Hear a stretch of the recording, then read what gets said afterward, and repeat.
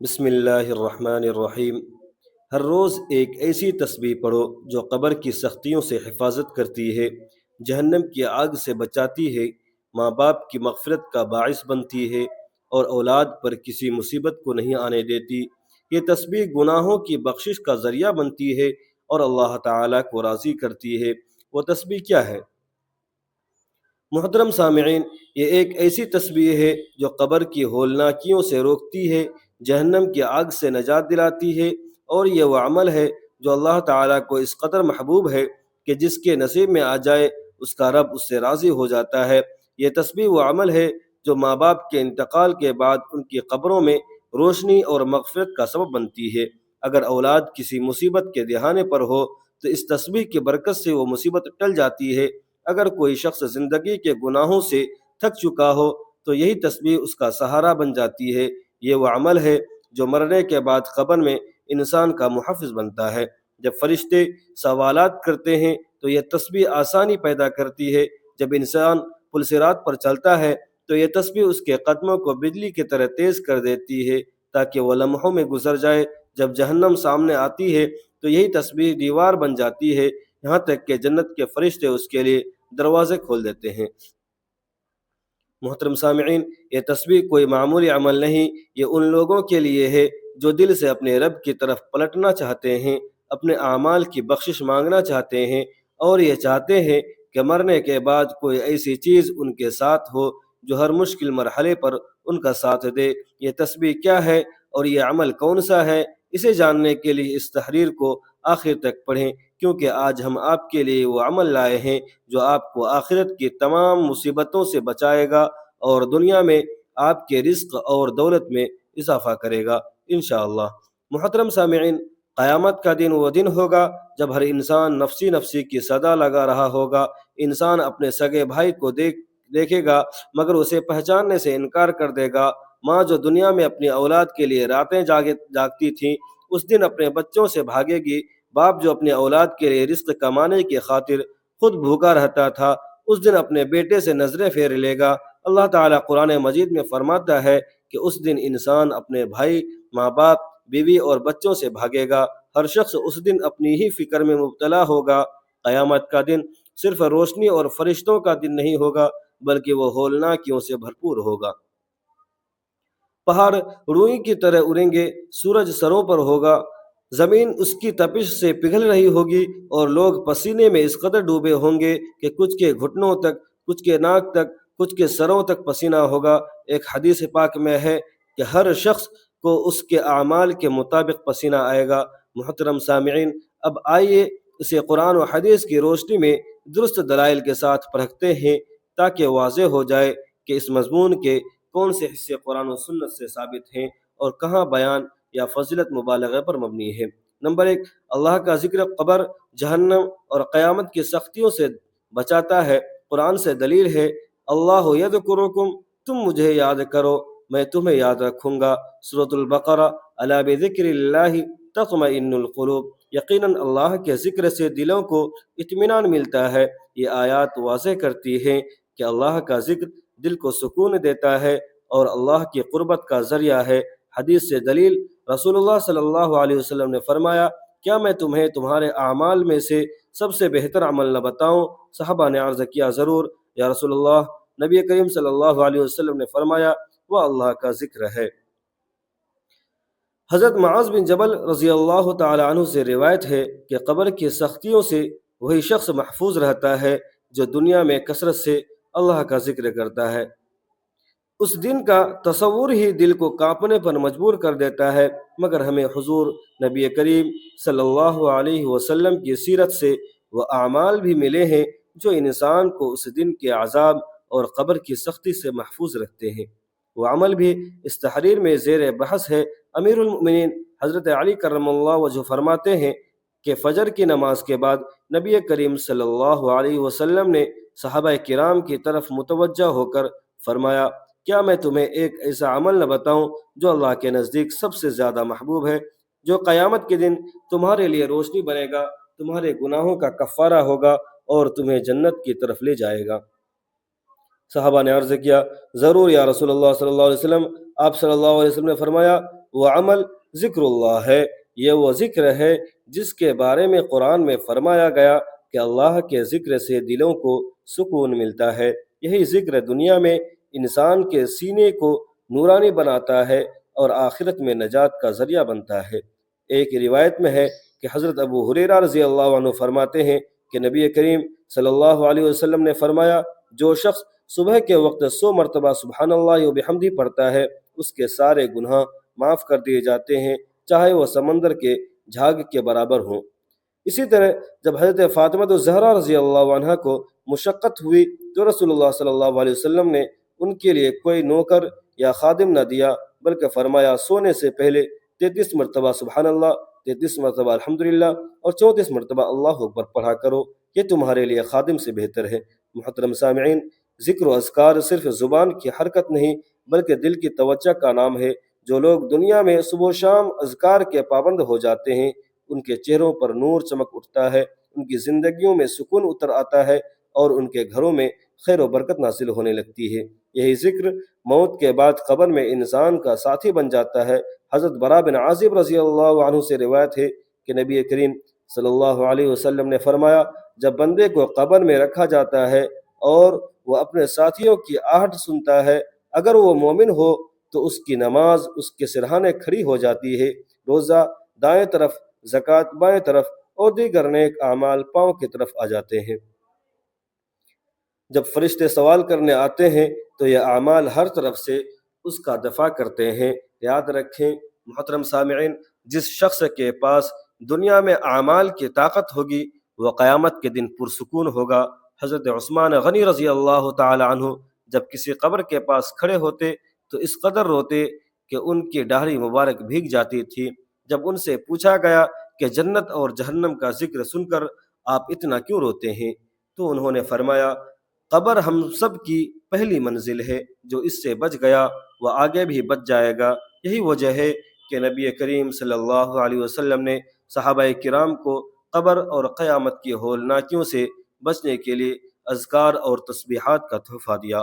محترم سامعین، جب انسان دنیا سے رخصت ہوتا ہے تو اس کے ساتھ نہ کوئی مال جاتا ہے، نہ جائیداد، نہ عہدہ، نہ شہرت۔ قبر میں صرف اس کے اعمال اس کے ساتھ جاتے ہیں اور یہی اعمال اس کے لیے روشنی، حفاظت اور نجات کا ذریعہ بنتے ہیں۔ اگر اعمال نیک ہوں تو قبر کی جنت کے باغات میں سے ایک باغ بن جاتی ہے، اگر اعمال گناہوں سے بھرے ہوں تو قبر جہنم کے گڑھوں میں سے ایک گڑھا بن جاتی ہے۔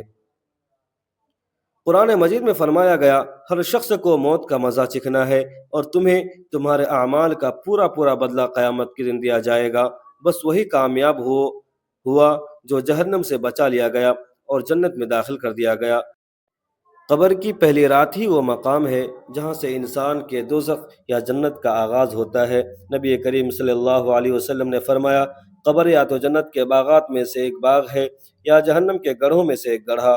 اگر بندہ نیک ہو تو قبر کشادہ ہو جاتی ہے، روشنی سے بھر جاتی ہے اور اس کے اعمال کے ساتھ ایک خوبصورت شکل والا نیک عمل اس کا ساتھی بن جاتا ہے۔ اگر بندہ فاجر اور فاسق ہو تو قبر تنگ ہو جاتی ہے، اس پر اندھیرا چھا جاتا ہے اور اس کے ساتھ بدترین شکل والا گناہوں کا بوجھ اس کا عذاب بن جاتا ہے۔ لہٰذا جب ہم اس تسبیح کو پڑھیں گے جس کا ذکر ہم آخر میں کریں گے تو یہی تسبیح قبر کے اندر روشنی بن کر ہمارے ساتھ اترے گی۔ نبی کریم صلی اللہ علیہ وسلم نے فرمایا، جب بندہ قبر میں رکھا جاتا ہے اگر وہ ذکر الہی کا عادی ہو تو قبر کہتی ہے، مرحبا اے پاکیزہ روح، تیرے لیے میں خود خوشبو سے بھر جاؤں گی، تیرے لیے کشادگی کر دی جائے گی، تیرے لیے نور بچھا دیا جائے گا۔ اور اگر وہ گناہوں کا عادی ہو تو قبر کہتی ہے، تو میرے لیے ناپاک ہے، تیرے لیے تنگی ہوگی، تیرے لیے عذاب ہوگا۔ اسی طرح نبی کریم صلی اللہ علیہ وسلم نے فرمایا، 3 چیزیں قبر تک ساتھ جاتی ہیں، 2 واپس آ جاتی ہیں اور ایک باقی رہتی ہے، مال، اہل و عیال اور اعمال۔ قبر تک ساتھ جاتے ہیں، اہل و عیال اور مال واپس آ جاتے ہیں اور اعمال وہیں رک جاتا ہے جو انسان کے ساتھ قبر میں رہتے ہیں۔ ان اعمال میں سب سے وزنی اور مضبوط عمل ذکر الہی ہے، کیونکہ یہ تسبیح نہ صرف انسان کے گناہوں کا کفارہ بن جاتی ہے بلکہ اس کی قبر کو ٹھنڈک اور سکون کا گہوارہ بنا دیتی ہے۔ حضرت معاذ بن جبل رضی اللہ عنہ روایت کرتے ہیں کہ نبی کریم صلی اللہ علیہ وسلم نے فرمایا، قبر کی سختی سے وہی شخص بچتا ہے جو دنیا میں کثرت سے اللہ کا ذکر کیا کرتا ہے۔ محترم سامعین، اس تصویر کے اثرات انسان کی اولاد پر بھی مرتب ہوتے ہیں، کیونکہ اللہ تعالیٰ نیک ماں باپ کی دعاؤں اور اعمال کے صدقے میں اولاد کو فتنوں سے محفوظ رکھتا ہے۔ قرآن مجید میں حضرت خضر علیہ السلام کا واقعہ بیان ہوا ہے کہ انہوں نے ایک دیوار کو بغیر اجرت کے اس لیے درست کیا کیونکہ اس کے نیچے 2 یتیم بچوں کا خزانہ تھا۔ ان کا باپ نیک تھا اور اللہ نے ان کے بچوں کے مال کی حفاظت ایک نیک بندے کے صدقے میں فرمائی۔ یہ برکت اس تسبیح کے ذریعے بھی حاصل ہوتی ہے، کیونکہ جب بندہ اللہ کا ذکر کرنے والا بن جاتا ہے تو اس کی اولاد کے لیے بھی آسمان سے حفاظت نازل ہوتی ہے، انہیں مصیبتوں سے بچایا جاتا ہے، ان کے رزق میں برکت ڈال دی جاتی ہے، ان کے دلوں میں سکون اترتا ہے اور ان کے راستے آسان کیے جاتے ہیں۔ نبی کریم صلی اللہ علیہ وسلم نے فرمایا، ایک بندے کے درجات جنت میں بلند ہوتے ہیں اور وہ پوچھتا ہے، یا اللہ یہ کیسے ہوا؟ تو فرمایا جاتا ہے، تیری اولاد نے تیرے لیے استغفار کیا، اسی وجہ سے لہٰذا جو شخص خود اللہ کے ذکر میں مشغول رہے اور اپنی زبان کو تسبیح سے تر رکھے، اللہ تعالیٰ اس کی اولاد کے دلوں میں ہدایت ڈال دیتا ہے اور ان کی زندگیوں کو مصیبتوں سے بچاتا ہے۔ اسی طرح یہ تسبیح پلسرات پر روشنی اور رفتار کی صورت میں مددگار بن جاتی ہے، کیونکہ وہ دن انتہائی سخت ہوگا۔ نبی کریم صلی اللہ علیہ وسلم نے فرمایا، ہر شخص کو پلسرات سے گزرنا ہوگا، کچھ لوگ بجلی کی رفتار سے گزریں گے، کچھ ہوا کی طرح، کچھ گھوڑے کی طرح، کچھ اونٹ کی طرح اور کچھ گھسیٹتے ہوئے گزریں گے، لیکن جو شخص اللہ کا ذکر کرتا ہے اور خاص طور پر اس تسبیح کا پابند ہو جاتا ہے، اللہ تعالیٰ اس کے لیے پلسرات کو آسان فرما دیتا ہے۔ محترم سامعین، اس تسبیح کی ایک خاص بات یہ ہے کہ جو شخص رات سونے سے پہلے اسے پڑھتا ہے، اس کی رات کی مصیبتیں دور کر دی جاتی ہیں۔ نبی کریم صلی اللہ علیہ وسلم نے فرمایا، جو شخص رات کو ذکر کرتے ہوئے سوتا ہے اور رات میں کسی مصیبت پر جاگ جائے یا کسی خوفناک خواب سے بیدار ہو جائے تو وہ جو بھی دعا مانگتا ہے اللہ اسے قبول فرماتا ہے۔ یہ تسبیح رات کے اندھیروں میں روشنی بن جاتی ہے، بے خبری اور بے چینی کو ختم کر دیتی ہے اور دل کو اطمینان دیتی ہے۔ لہٰذا وہ شخص جو والدین کی بخشش مانگتا ہے، جو اپنی قبر کو جنت کا باغ بنانا چاہتا ہے، جو اپنی اولاد کو مصیبتوں سے بچانا چاہتا ہے، جو قیامت کے دن پلسرات سے بجلی کی طرح گزرنا چاہتا ہے، جو رات کے بے سکونی سے چھٹکارا پانا چاہتا ہے، وہ اس تسبیح کو پڑھے اور اسے اپنا معمول بنا لے، دل سے سمجھ کر پڑھے اور اس کا اجر اسے دنیا اور آخرت میں ملے گا۔ محترم سامعین، اس تسبیح کو دل سے سنیں، یہ کوئی معمولی ذکر نہیں، یہ وہ عظیم کلمات ہیں جو دلوں کو زندہ کرتے ہیں، جو قبر کی وحشت میں چراغ بن کر روشنی ہوتے ہیں، جو قیامت کے دن انسان کی زبان پر ہوں گے جب اور کچھ ساتھ نہ ہوگا۔ یہ وہ ذکر ہے جس کا کرنے والا دنیا میں بھی سرخرو ہوتا ہے اور آخرت میں بھی کامیاب ہو جاتا ہے۔ جو شخص اس تسبیح کو پڑھتا ہے اور اپنے دل کو بھی اللہ کے ذکر سے جوڑ لیتا ہے، اللہ تعالیٰ اس کے والدین پر بھی رحم فرماتا ہے۔ اللہ تعالیٰ اس کے لیے قبر کو باغ بنا دیتا ہے۔ پلسرات جو تیز دھار کے مانند ہے، اس پر اللہ تعالیٰ اپنے فرشتوں کی معیت میں اسے گزار دیتا ہے۔ جب انسان دنیا کی مصیبتوں سے گھبرا جاتا ہے تو اللہ کا ذکر اس کے دل کو قرار دیتا ہے۔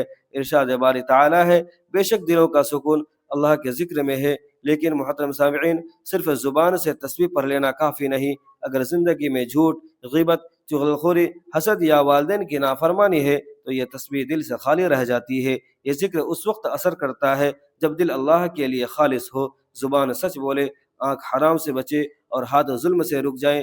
ارشاد باری تعالیٰ ہے، جو میرے ذکر سے منہ موڑے گا اس کے لیے تنگ زندگی ہوگی اور ہم اسے قیامت کے دن اندھا اٹھائیں گے۔ معلوم ہوا کہ ذکر سے غافل ہونا اندھی زندگی ہے اور ذکر الہی اختیار کرنا روشنی ہے۔ وہ بندہ جو چاہتا ہے کہ قبر میں روشنی ہو، پلسرات پر آسانی ہو، جنت میں جگہ ہو، وہ اپنی زبان کو اللہ کے ذکر سے تر رکھے اور اپنے اعمال کو بھی نیک رکھے۔ نبی کریم صلی اللہ علیہ وسلم نے فرمایا، اللہ تعالیٰ فرماتا ہے کہ میں اپنے بندے کے گمان کے مطابق ہوں، جب وہ مجھے یاد کرتا ہے تو میں اس کے ساتھ ہوتا ہوں۔ یہ ایک عظیم وعدہ ہے کہ اللہ خود فرماتا ہے کہ میں ساتھ ہوں، لیکن شرط یہ ہے کہ بندہ اللہ کو یاد کرے، سچے دل سے یاد کرے۔ حضرت ابوبکر صدیق رضی اللہ تعالیٰ عنہ فرماتے ہیں کہ نبی کریم صلی اللہ علیہ وسلم نے فرمایا کیا میں تمہیں ایک ایسا عمل نہ بتاؤں جو تمہارے تمام اعمال سے بہتر ہے؟ تمہارے رب کے نزدیک سب سے پاکیزہ ہے، درجات کو سب سے زیادہ بلند کرنے والا ہے، تمہارے لیے سونا چاندی خرچ کرنے سے بہتر ہے، تمہارے لیے دشمن سے لڑنے اور شہادت پانے سے بھی افضل ہے۔ صحابہ نے عرض کیا، ضرور یا رسول اللہ صلی اللہ علیہ وسلم۔ آپ نے فرمایا، وہ عمل اللہ کا ذکر ہے۔ محترم قارئین، غور کیجئے کہ نبی کریم صلی اللہ علیہ وسلم نے ذکر کو جہاد سے بھی افضل قرار دیا۔ حضرت عبداللہ بن مسعود رضی اللہ عنہ فرماتے ہیں، ایک دن ہم حضور صلی اللہ علیہ وسلم کے ساتھ بیٹھے تھے، آپ نے فرمایا، جنتیوں کی بابت بتاؤ، وہ کون لوگ ہیں؟ صحابہ نے عرض کیا، ضرور یا رسول اللہ صلی اللہ علیہ وسلم۔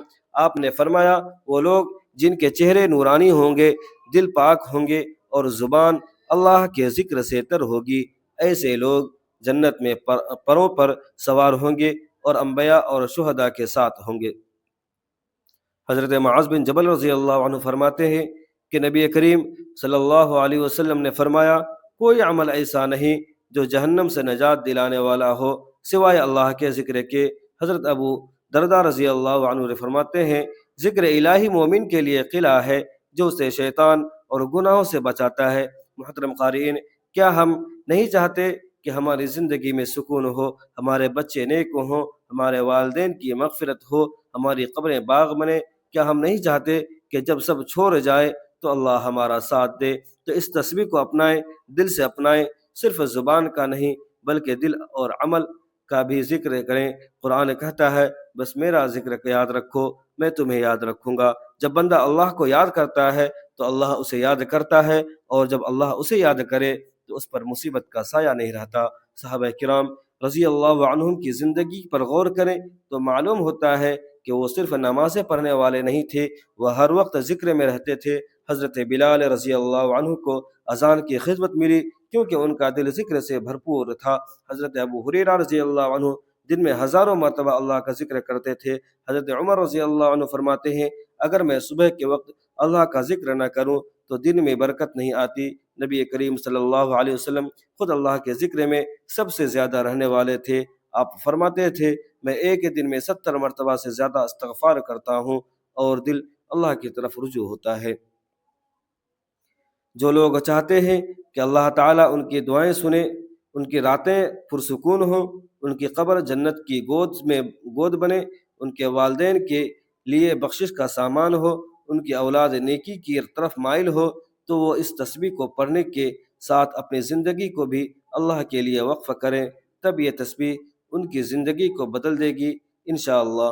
محترم سامعین، وقت کی نزاکت کو سمجھیں، قیامت کے آثار ہمارے سامنے آ چکے ہیں، دن بدن حالات سخت ہوتے جا رہے ہیں، رزق سے برکت اٹھتی جا رہی ہے، گھروں میں سکون نہیں، قبروں میں روشنی نہیں، دعاؤں میں اثر نہیں، اور ہم پھر بھی غافل ہیں۔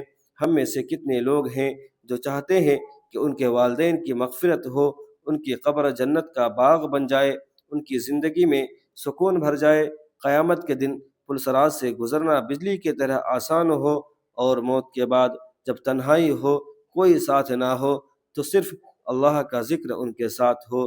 تو آئیے اس بابرکت تسبیح کے بارے میں جانیں۔ اس کی کوئی وقت کی پابندی نہیں، نہ کسی خاص جگہ کی ضرورت ہے، اسے آپ چلتے پھرتے، اٹھتے بیٹھتے، سوتے وقت، نماز کے بعد، جب اور جہاں موقع ملے پڑھ سکتے ہیں۔ بس دل اللہ کی طرف جھکا ہو، توجہ اللہ پر ہو، یقین اللہ پر ہو، انشاءاللہ یہ تسبیح ہماری زندگیوں کو بدل دے گی۔ سب سے پہلے نبی کریم صلی اللہ علیہ وسلم کی خدمت میں درود پاک کا نذرانہ پیش کریں، کیونکہ ہر نیکی کی ابتدا درود سے ہوتی ہے۔